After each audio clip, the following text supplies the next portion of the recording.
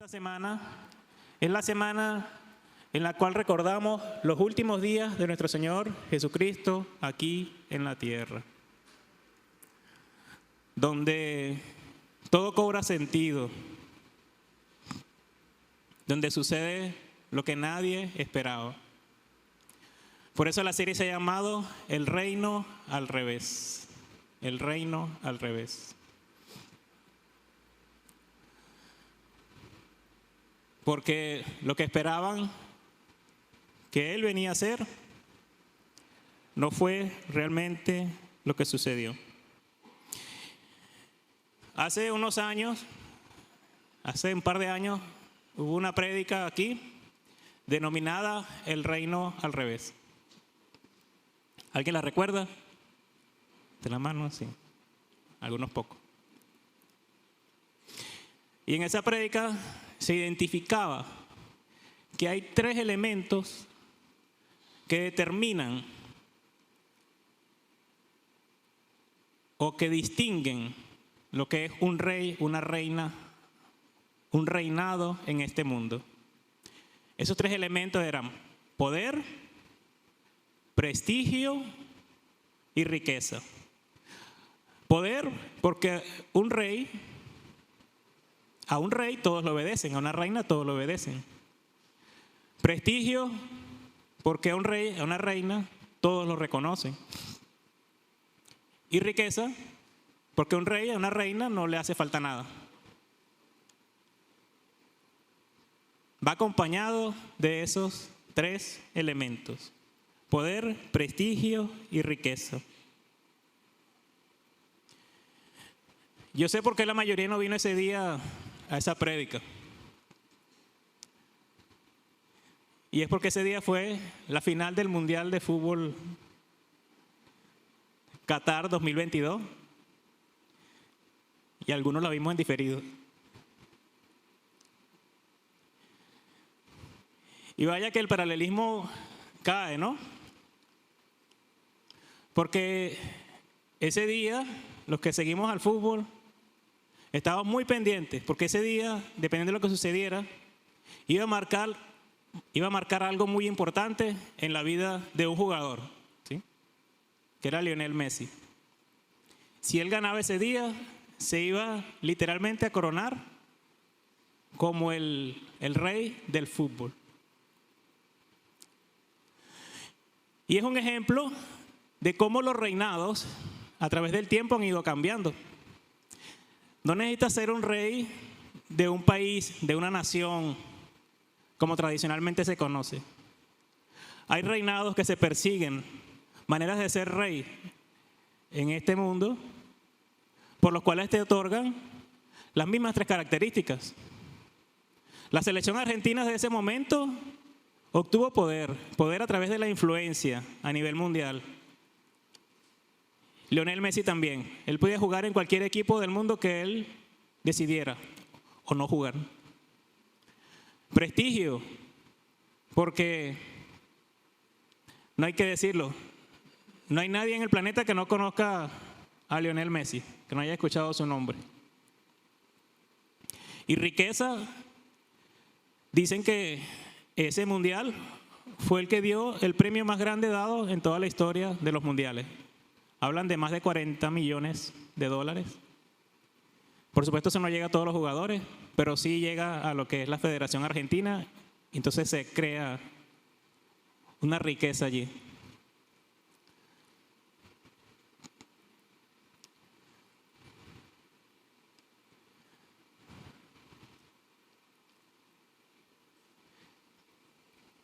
Lionel Messi. El poder, el prestigio y la riqueza.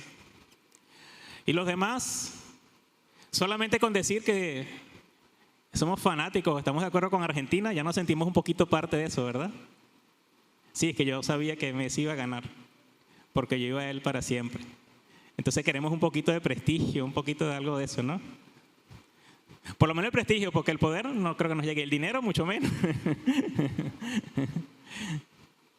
Nos pasa también con el béisbol, con el fútbol, Los que son fanáticos del Barça, del Barcelona, cuando gana el Barça nos sentimos grandes y el Barça no sabe ni que existimos. Igual en el béisbol, para no irnos tan lejos, aquí en Venezuela.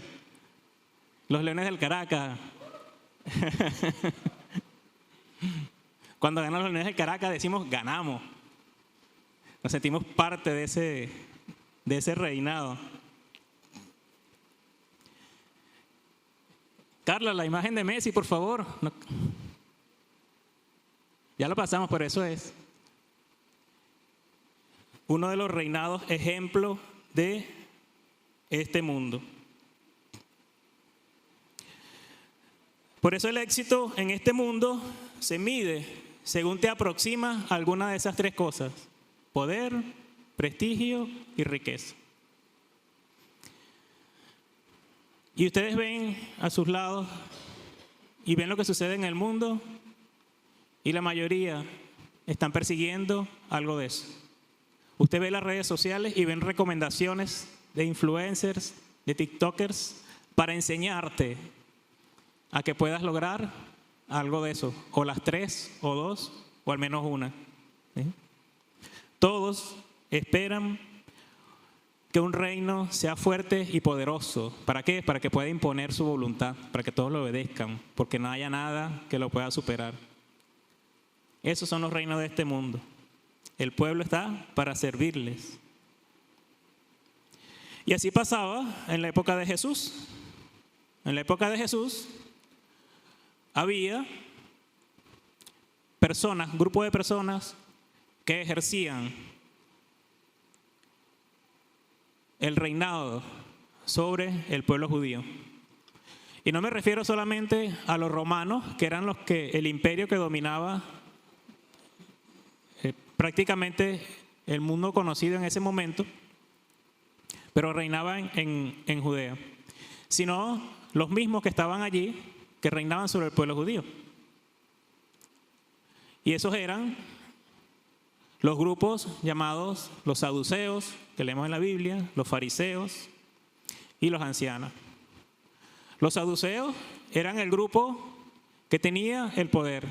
Eran lo que conformaban en su mayoría el Sanedrín. Los Sanedrín eran 70, que era como la Corte Suprema de Justicia de los judíos.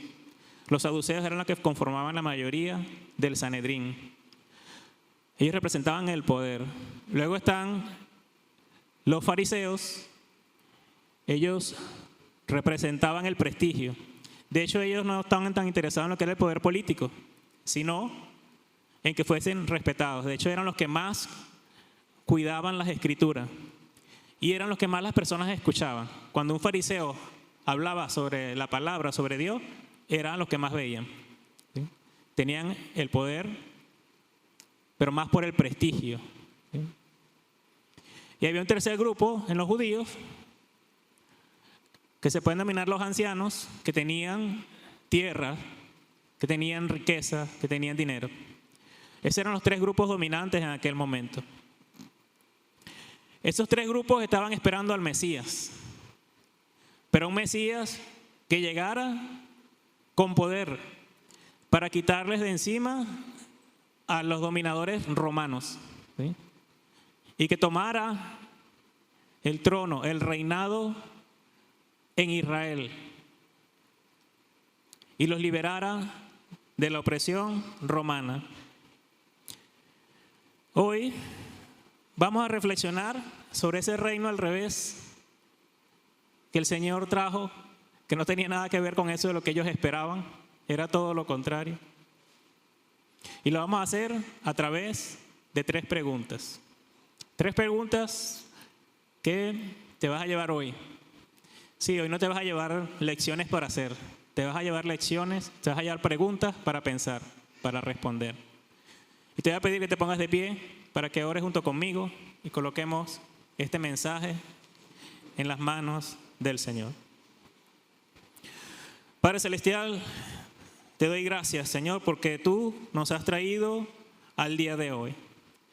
Gracias, Padre, por lo que tú estás haciendo en cada una de nuestras vidas, Señor. Gracias por la mañana de hoy, porque nos permitiste levantarnos, preparar todo, Padre. Nos permitiste llegar aquí a la iglesia a escuchar de tu palabra, Señor, a escuchar de tu mensaje.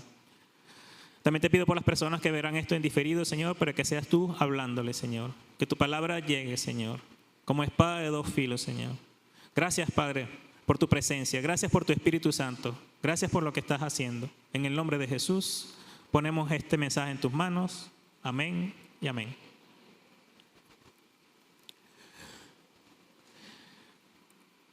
El reino al revés. Jesús no vino a hacerse rey como lo esperaba este mundo. Jesús al contrario dijo, el que quiere reinar en el reino de Dios, el mayor más bien es el más vulnerable, el que ama, el que perdona a los enemigos. Totalmente diferente de los reinados que conocemos. Y aquí en secreto, al reinado que aspiramos.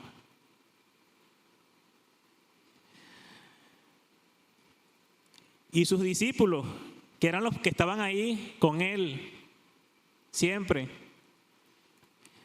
Hay dos ocasiones en las cuales ellos quieren ya saber cómo se va a arreglar. Mira, ¿cómo se va a arreglar esta cochina, Jesús? Aquí estamos contigo hace rato, pero vamos a tener que arreglar esto. ¿Quién es el segundo? ¿Quién es el tercero? ¿Y quién es el cuarto? ¿Sí? No podemos seguir por ahí haciendo nada porque, bueno, si tú eres el rey, aquí debe haber algo que tenemos que hacer. Y lo dice en Lucas 9, 46, 48. Búsquelo en su Biblia, Lucas 9, 46, 48. Aquí en la pantalla solamente va a estar el 48, pero voy a leer el 46 también. Dice ahí, y comenzó una discusión entre ellos sobre quién de ellos sería el mayor. Está hablando de los discípulos de Jesús, los que estaban ahí al lado de él. Entonces Jesús, sabiendo lo que pensaban en sus corazones, tomó a un niño y lo puso a su lado y les dijo, el que reciba a este niño en mi nombre, les dijo, me recibe a mí. Y el que me recibe a mí, recibe a aquel que me envió. Porque el que es más pequeño entre todos ustedes, ese es grande. El que es más pequeño entre todos ustedes, ese es grande. ¿Cómo es esto? Para ser grande, ¿me tengo que hacer el más pequeño? Me imagino que los discípulos quedaron, bueno, no sé qué me quiere decir, pero no entiendo. No entiendo. Tenemos 3.000, 5.000 años de historia judía esperando al Mesías, y si él es el Mesías, él es un rey y él tiene que tomar el poder. ¿Sí? Esto debe ser una enseñanza más que no entendemos ahorita y lo vamos a entender después. Y probablemente fue así, algo cercano a esa confusión, porque por segunda vez empezaron a discutir por lo mismo. En Lucas 22, para nosotros pasaron 13 capítulos nada más, pero ya pasaron muchas cosas más todavía. Y por segunda vez vuelven ellos en Lucas 22, del 24 al 27. Que dice así, surgió también entre ellos una discusión sobre cuál de ellos debía ser considerado como el mayor. Me imagino a Jesús otra vez. Y estamos hablando de que ya ha pasado más tiempo. Bueno, estamos en el capítulo 9, pero ya estamos en el 22. Significa que han pasado muchas cosas. Y estos muchachos todavía están pendientes de que este reino es un reino de este mundo. Ahora Jesús les habla más clarito todavía, más directo. Jesús les dijo, los reyes de los gentiles se enseñorean de ellos. Los reyes de los gentiles se enseñorean de ellos. Los gentiles son las demás personas que no sean judías, ¿sí? Y los reyes se enseñorean, es decir, se ponen encima de ellos. Están por encima de ellos. Y los que tienen autoridad sobre ellos son llamados bienhechores. Los que están encima de los gentiles se llaman bienhechores porque están llamados a hacer el bien. Pero ellos actúan para hacer el bien sobre los que dominan. Pero fíjense en esto. Lea bien, versículo 26. Pero no es así con ustedes. Y eso se lo dijo a los discípulos y nos lo dice a nosotros el día de hoy. Pero no es así con nosotros. Antes, el mayor entre ustedes, hágase como el menor. El mayor entre ustedes, hágase como el menor. Y el que dirige, como el que sirve. Y el que dirige, como el que sirve. Ahorita nosotros lo entendemos mejor porque ya han pasado 2000 años y quizás has leído otras veces este pasaje, quizás lo has reflexionado otras veces. ¿Sí? Sin embargo, la palabra del Señor está viva y Él quiere decirte otra vez, de nuevo, que para tener un lugar en su reino, en lo que Él trajo para ti, debes morir a ti, renunciar a ti, hacerte el menor, para que Él pueda crecer, para que Él sea realmente el mayor. Y si tú quieres dirigir, hazte como el que sirve. ¿Sí? Y después Jesús remata aquí, el 27. Porque ¿cuál es el mayor? ¿El que se sienta en la mesa o el que sirve? ¿Cuál es el mayor? ¿El que se sienta en la mesa o el que sirve? El que se sienta en la mesa, ¿verdad? El que sirve. Usted va a un restaurante para que lo sirvan, ¿no? ¿No es así? Es así, tú vas a un restaurante y te vaya a pedir. Después tiene que pagar la cuenta, ¿no? Pero usted va a pedir a que le sirvan. ¿Sí? Pero Jesús nos dice, no es el que se sienta a la mesa. Lo vuelve a recalcar. Sin embargo, entre ustedes yo soy el que sirve. Si el Señor Jesús está sirviendo, ¿qué queda para nosotros, hermano? Esa escena tan hermosa que vimos ahorita, solamente con estar a sus pies. Esa es la mayor bendición. Es el reino que el Señor trajo aquí a la tierra. Cuando estemos en esa posición de obediencia, de servicio a Jesucristo, ahí empezaremos a entender las maravillas de los caminos del Señor. Es difícil, sé que es difícil, porque estamos acostumbrados y la cultura nos ha acostumbrado a otra cosa. Lo que vemos en la televisión, lo que vemos en los medios de comunicación social es algo totalmente diferente a lo que la Biblia dice, a lo que el Señor nos dice el día de hoy. Es el reino al revés. Y en esta Semana Santa, tenlo presente. Porque aquí no vas a ver una confirmación de lo que el mundo está haciendo, al contrario. Vas a ver lo que realmente el Señor vino a hacer en tu vida. El reino que más poder, prestigio o riqueza tiene, al contrario, ese es el reino que más debe servir. Mientras más tenga, más debe servir. El que más tenga, el que más haya obtenido, a ese más se le exigirá. Por eso ya vengo aquí con tu primera pregunta. La primera pregunta para ti es, ¿cuál es tu esperanza? ¿Cuál es tu esperanza? ¿Ser el rey, la reina de tu pequeño reinado ahí en tu casa? ¿Someter? ¿Que te reconozcan y que te den plata?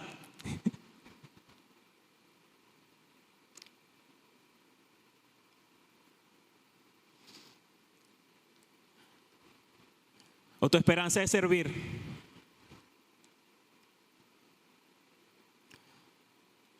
Tu esperanza es conocer más del Señor. Tu esperanza es madurar en sus caminos, buscarle, tenerle. ¿Qué reina en tu vida? ¿Qué cosa está reinando en tu vida? ¿O quién reina en tu vida? No miremos nuestro éxito por poder, prestigio, riqueza o conocimiento, sino por la madurez que hemos alcanzado en sus caminos. No miremos nuestro éxito por poder, prestigio, riqueza o conocimiento, sino por la madurez que hemos alcanzado en sus caminos. ¿Y qué significa la madurez en sus caminos? Cuanto más nos hacemos conforme a la imagen de Cristo en nuestras vidas. Cuando ante todas las situaciones que se nos presentan, primeramente nos preguntamos, primeramente consultamos al Señor, ¿qué haría Jesús en este momento? Señor Jesús, ¿qué quieres tú que yo haga ante esta situación? Y no actuamos por nuestra propia cuenta, tratando de obtener poder, prestigio o riqueza.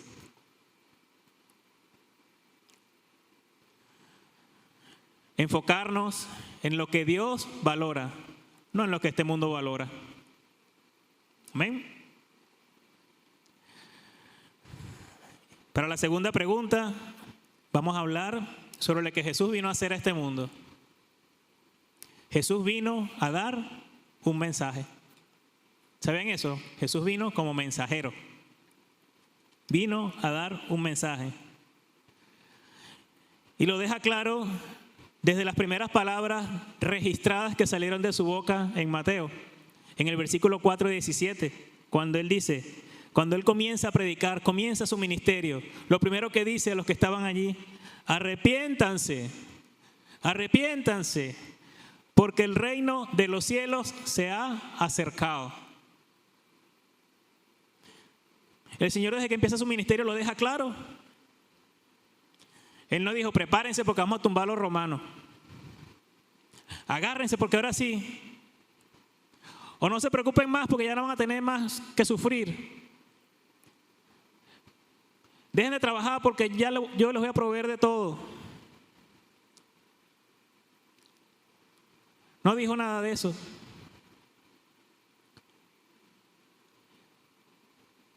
Vino a anunciar que el reino de Dios se había acercado. Y vino a traer la buena noticia, las buenas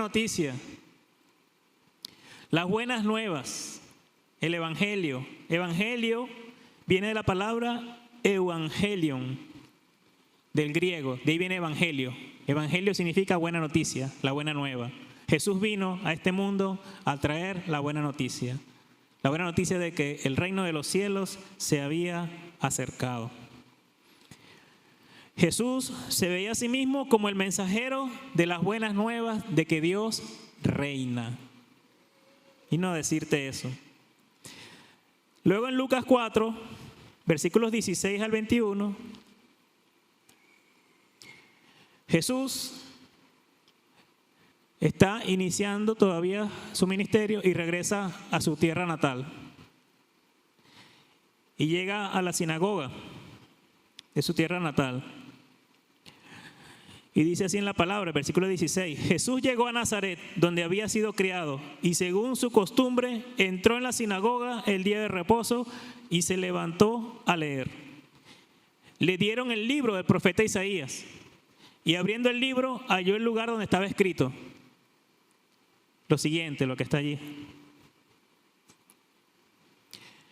el Espíritu del Señor está sobre mí, porque me ha ungido para anunciar el evangelio a los pobres, la buena noticia a los pobres. Me ha enviado para proclamar libertad a los cautivos y la recuperación de la vista a los ciegos, para poner en libertad a los oprimidos, para proclamar el año favorable del Señor.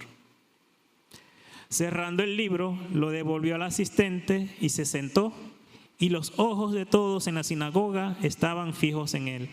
Y comenzó a decirles: hoy se ha cumplido esta escritura que han oído. Imaginen que ustedes están ese día en la sinagoga y que alguien se levanta y lee capítulo 61 de Isaías y después se sienta y dice: hoy se ha cumplido esto. ¿Se lo imaginan?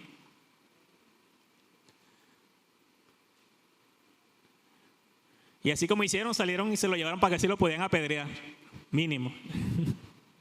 ¿Cómo es eso que tú vienes a decir que tú eres el Mesías? Y de ahí viene todo lo demás. Pero fíjense en este texto, porque él dice que vino a hacer tres cosas, o Isaías había ya profetizado que él venía a hacer tres cosas. Bueno, cuatro. Primero, a anunciar el evangelio de los pobres. Segundo, a proclamar la libertad a los cautivos. Hablar de cautiverio en Judea era algo muy crítico, porque ellos vivieron el cautiverio de toda su nación por mucho tiempo. Entonces, ser liberado del cautiverio para ellos era algo muy importante. Era algo que les decía y que les hablaba en el fondo de lo que es su cultura, su creencia. Los cautivos son aquellos que están oprimidos por el poder, que en aquel momento estaba ejercido precisamente por los saduceos. Luego la recuperación de la vista a los ciegos. En aquella época las personas que estaban enfermas, los ciegos, eran despreciados, eran humillados, eran aislados. Y eso, los principales que se encargaban de eso eran los fariseos, que eran los que tenían el poder religioso, los que tenían el prestigio.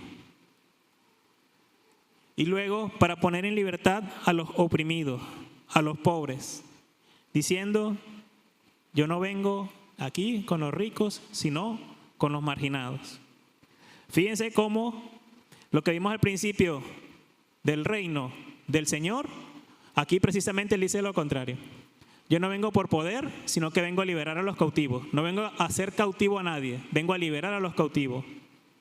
No vengo por prestigio, sino que vengo a exaltar al que ha sido humillado, al que ha sido ciego, al que ha sido aislado. Le vengo a darle la vista. Y no vengo por riquezas, sino para poner en libertad a los oprimidos, a los que están oprimidos porque no tienen recursos, porque no tienen nada. Totalmente lo contrario a lo que conocemos como reinados de este mundo. El reino al revés. El Señor vino a traer ese mensaje y para proclamar el año favorable del Señor. En esa frase lo que está abriendo es la época de la gracia que estamos viviendo nosotros en este momento, la época del Espíritu Santo, que tenemos la oportunidad de acercarnos a Él, de confesar nuestros pecados, arrepentirnos y ser nuevas criaturas. Luego vemos también cómo en Lucas 10, Él da instrucciones a sus discípulos cuando envía a los 70, que los envía de 2 en 2. En Lucas 10, del 1 al 9, Él le da una serie de instrucciones a esos 70. Ahí cuando dice, la cosecha es mucha, pero los obreros son pocos. Rueguen por tanto al Señor de la cosecha que envíe obreros a su cosecha. Les dice, vayan, miren que los envío como corderos en medio de lobos. No lleven bolsa, ni alforja, ni sandalias. Y a nadie saluden por el camino. En cualquier casa que entren, primero digan, paz en esta casa. Y si hay allí algún hijo de paz, la paz de ustedes reposará sobre él. Pero si no, se volverá a ustedes. Mantengan entonces en esa casa comiendo y bebiendo lo que les den, porque el obrero es digno de su salario. No se pasen de casa en casa. En cualquier ciudad donde entren y los reciban, coman los que les sirvan. Sanen a los enfermos que hay en ella y díganles, se ha acercado a ustedes el reino de Dios. El Señor sanó, el Señor hizo en esta tierra, pero no sanó a todos, no hizo todo con todos, porque Él vino fue a traer un mensaje y le dijo a sus discípulos que llevaran ese mensaje. Se ha acercado el reino de Dios. Primero debemos entender el reino. Segundo, saber que el mensaje es anunciar el reino del Señor. ¿Sí? Luego los 70 regresaron con gozo. Sigue en el versículo 17 al 20. Los 70 regresaron con gozo diciendo, Señor, hasta los demonios se sujetan en tu nombre. Venían alegres porque ellos salieron de 2 en 2 y vieron maravillas. Y les dijo, yo veía a Satanás, el Señor Jesús les dijo, yo veía a Satanás caer del cielo como un rayo. Miren, les he dado autoridad para pisotear sobre serpientes y escorpiones y sobre todo el poder del enemigo y nada les hará daño.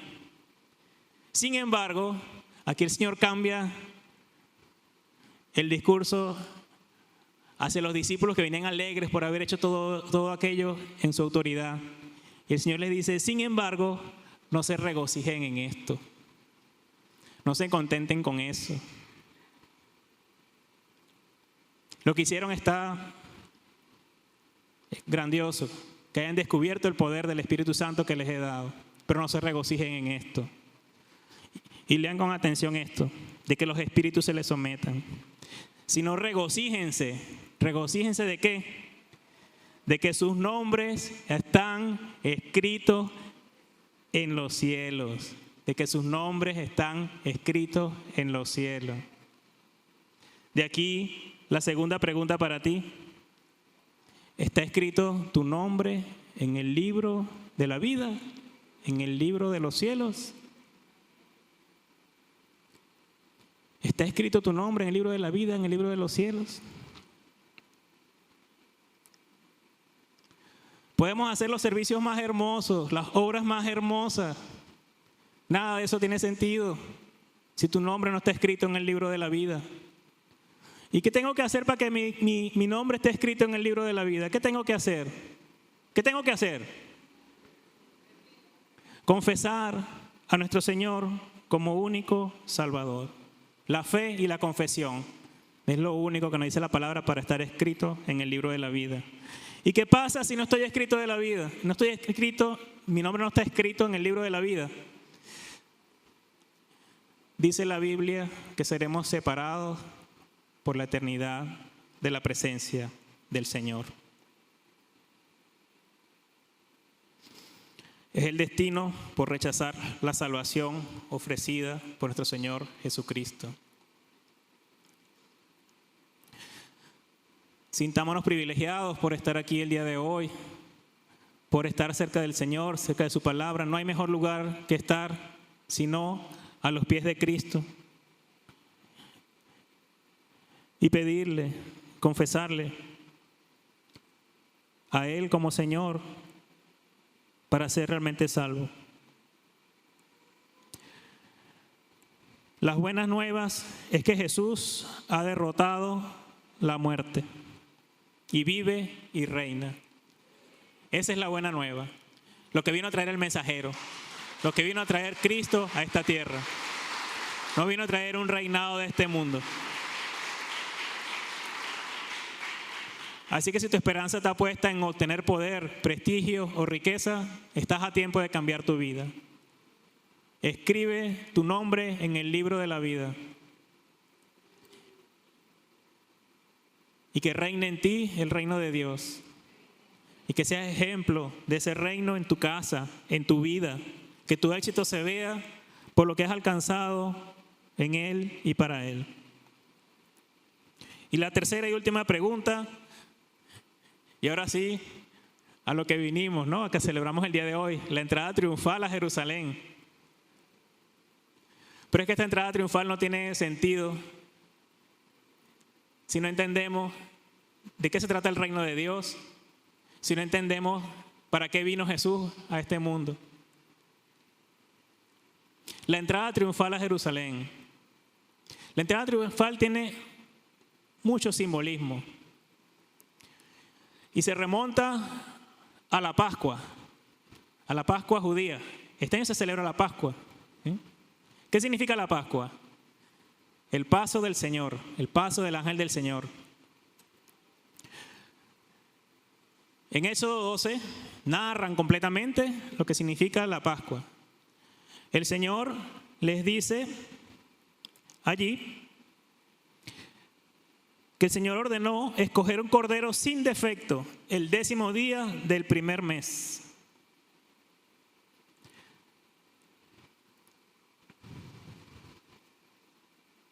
El día 10 de este mes, cada uno tomará para sí un cordero, según sus casas paternas, un cordero para cada casa. Y después continúa en el versículo 6, y lo guardarán hasta el día 14 del mismo mes. Entonces toda la asamblea de la congregación de Israel lo matará al anochecer. La sangre les será a ustedes por señal en las casas donde estén. Cuando yo vea la sangre pasaré de largo, y ninguna plaga vendrá sobre ustedes para destruirlo cuando yo hiera la tierra de Egipto. Es decir, una vez elegido el cordero, cada familia lo tiene que mantener allí por 4 días. Y ese cuarto día en la noche, ya para ir hacia el quinto, entonces todos tienen que estar de pie, compartiendo el banquete de la Pascua, y la sangre del cordero que fue sacrificado se coloca en los postes de la puerta para que el ángel destructor, el que iba a tomar los primogénitos, no pasara por esas casas. De allí viene el significado de la sangre de Cristo, que nos protege y nos quita del pecado, de la muerte, de aquella simbología de la Pascua, de la liberación. Estamos todos esperando ese día de la liberación y estamos de pie, comiendo apurados, esperando que el ángel del Señor haga su obra para esperar irnos a la tierra prometida.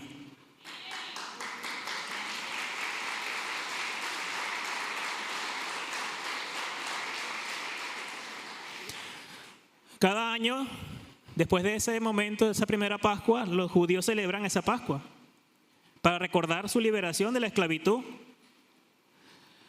Y en el tiempo de Jesús están esperando con ansias otra liberación como la que vivieron de Egipto, pero ahora esperan la liberación romana. Entonces todos estaban con ansias esperando que llegara de nuevo esa liberación y la esperaban a través de un Mesías, como lo había anunciado Isaías. En ese momento ya Jesús había resucitado a Lázaro, ya estaba corriendo la noticia por todos lados. Jesús estuvo en Betania 6 días antes de la Pascua. Lo dice en Juan 12, 1, 2. Vino donde estaba Lázaro. Betania es un pueblo que queda cercano a Jerusalén. Y cada año cientos de miles de judíos iban a la Pascua. Muchos se quedaban no en la ciudad, sino que se alejaban, se quedaban en el cerro que quedaba al lado, en el monte que quedaba al lado, el monte de los Olivos. Quedaba fuera de la ciudad, pero ahí ponían tiendas y se quedaban todos porque no cabían adentro de él.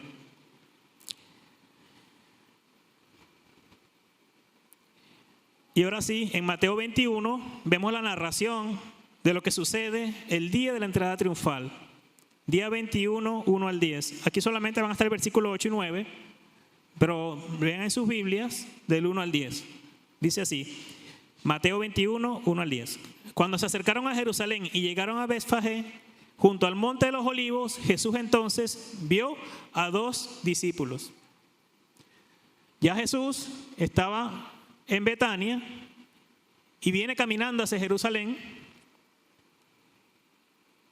Y ya cuando va pasando por el monte de los Olivos, Jesús entonces envía a 2 discípulos. Le dice que se adelanten, que entren a la ciudad primero, vayan a la aldea que está enfrente de ustedes y enseguida encontrarán un asna atada y un pollino con ella. Un pollino es el hijo del asna, una cría, un burro chiquitico. Desátenlo y tráiganlos a mí. Y si alguien les dice algo, digan, el Señor los necesita y enseguida los enviará. Esto sucedió para que se cumpliera lo que fue dicho por medio del profeta cuando dijo, digan a la hija de Sión, mira, tu rey viene a ti humilde y montado en un asna y en un pollino hijo de bestia de carga. Entonces fueron los discípulos, hicieron tal como Jesús les había mandado y trajeron el asna y el pollino. Pusieron sobre ellos sus mantos y Jesús se sentó encima. La mayoría de la multitud tendió sus mantos en el camino. Otros cortaban ramas de los árboles y las tendían por el camino. Y las multitudes iban delante de él y las que iban detrás gritaban, Hosana al rey de David, bendito aquel que viene en nombre del Señor, Hosana en las alturas. Cuando Jesús entró en Jerusalén, toda la ciudad se agitó y decían, ¿quién es este? El que no conocía a Jesús en ese momento lo conoció. Imagínense esa ciudad llena. Están todos los judíos celebrando la Pascua. Vienen de todas las ciudades que estaban alrededor. Y las multitudes contestaban, este es el profeta Jesús de Nazaret de Galilea. En la antigüedad, el burro, el asna, se utilizaba como símbolo de realeza judía. Lo vemos en 2 de Reyes 9:13. Dice, entonces todos se apresuraron y cada uno tomó su manto y lo puso bajo Jehú sobre los escalones. Tocaron la trompeta y dijeron, Jehú es rey. Ese es el momento en el que Jehú está entrando como rey a Jerusalén. Les hago esa referencia para que entendamos de dónde viene lo del entrar en el burro y las palmas. Esta fue una declaración pública de que Jesús era el Mesías prometido y el rey prometido de Israel. Con esta entrada triunfal, Jesús cumplió la profecía de Zacarías, que dice así, regocíjate sobremanera, hija de Sión, da voces de júbilo, hija de Jerusalén. Tu rey viene a ti, justo y dotado de salvación, humilde, montado en un asno, en un pollino hijo de asna.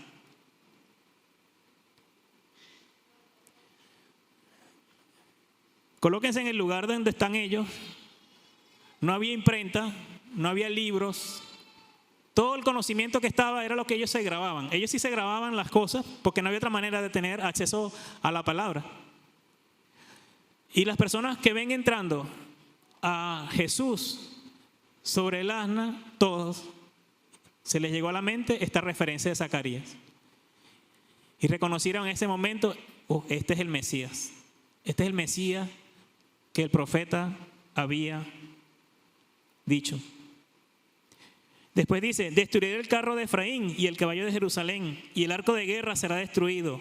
Él hablará paz a las naciones, y su dominio será de mar a mar, y desde el río hasta los confines de la tierra. Estamos hablando de un reino total. Esto era lo que estaban esperando, un reinado total.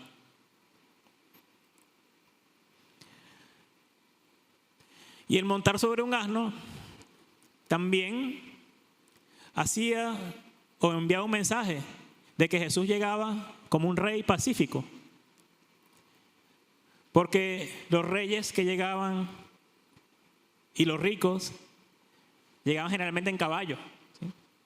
Más imponente, más de que, bueno, aquí viene el poder, el prestigio y la gloria.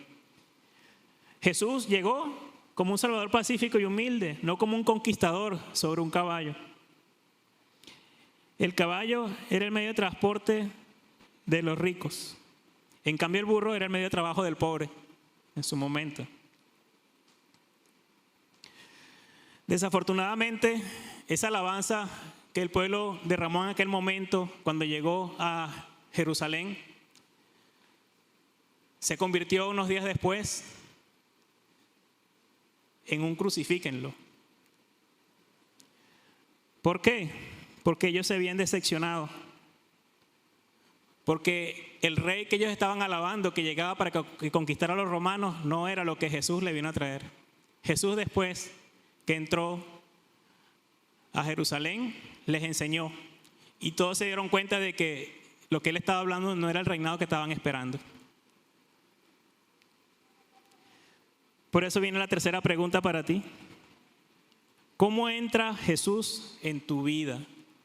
¿Cómo entró Jesús en tu vida? Quizás Jesús entró en tu vida para resolver un problema. O si realmente entró permanentemente en tu vida y se quedó. Jesús es el rey que el mundo necesita, pero no vino a servir, sino a ser servido. Amén.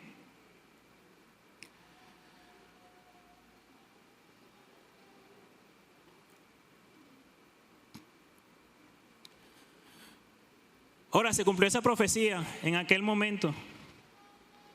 Significa que el mismo día que los judíos seleccionaban a sus corderos de la Pascua, ese mismo día que se seleccionaban el cordero de la Pascua, ese mismo día estaba entrando Jesús a Jerusalén. Los judíos pendientes del cordero y el cordero estaba entrando a Jerusalén. Mientras los corderos estaban entrando a la casa de los judíos, Jesús estaba entrando a la casa del Padre, porque él llegó a Jerusalén y entró al templo, que era la casa de su Padre. Ahí reconocemos que Jesús es el Cordero de Dios, que quita el pecado del mundo, porque 4 días después vino su sacrificio.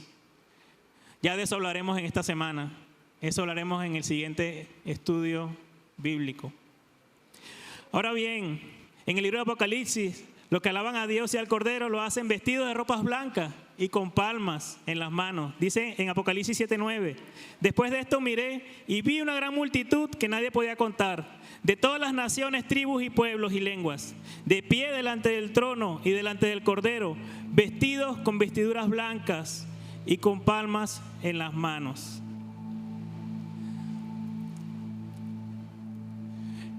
Esa profecía ya se cumplió. Nosotros estamos esperando esta nueva profecía.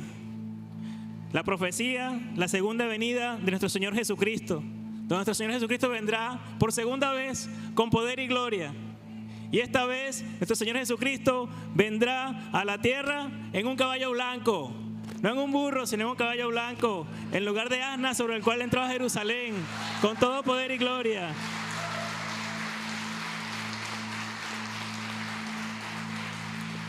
Dice en Apocalipsis 19, vi el cielo abierto y apareció un caballo blanco. El que lo montaba se llama Fiel y Verdadero.